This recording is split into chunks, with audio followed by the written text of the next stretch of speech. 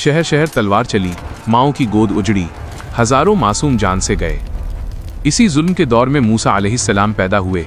उनकी वालिदा हर पल खौफ में रहती थी। तब अल्लाह ने कहा, इसे दूध पिलाओ और जब खतरा महसूस हो तो इसे दरिया में डाल देना और डरना नहीं, हम इसे तुम्हें वापस लौटा देंगे।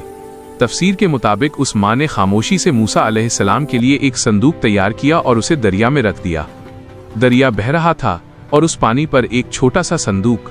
मूसा अलैहिस्सलाम की वालिदा ने अपनी बेटी से कहा, दूर से देखते रहना। वो बहन छुप कर चलती रही। आखिर वो संदूक पहुंच गया फिरौन के महल के किनारे। फिरौन की बीवी हजरत आसिया जब संदूक देखती हैं तो उसे खुलवाया जाता है और जैसे ही उनकी नजर उस बच्चे पर पड़ती है, अल्लाह उनके दिल में रहमत डाल देता है। वो फौरन कहती हैं, इसे कत्ल न करो, शायद ये हमारे लिए फायदेमंद हो या हम उसे बेटा बना लें।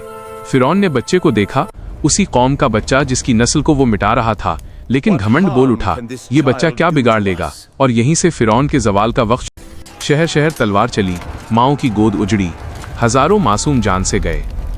इसी जुल्म के दौर में मूसा अलैहिस्सलाम पैदा हुए। उनकी वालिदा हर पल खौफ में रहती थी। तब अल्लाह ने कहा, इसे दूध पिलाओ और जब खतरा महसूस हो तो इसे दरिया में डाल देना और डरना नहीं, हम इसे तुम्हें वापस लौटा देंगे। तफसीर के मुताबिक उस माँ ने खामोशी से मूसा अलैहिस्सलाम के लिए एक संदूक तैयार किया और उसे दरिया में रख दिया। दरिया बह रहा था और उस पानी पर एक छोटा सा संदूक। मूसा अलैहिस्सलाम की वालिदा ने अपनी बेटी से कहा, दूर से देखते रहना। वो बहन छुप कर चलती रही। आखिर वो संदूक पहुंच गया फिरौन के महल के किनारे।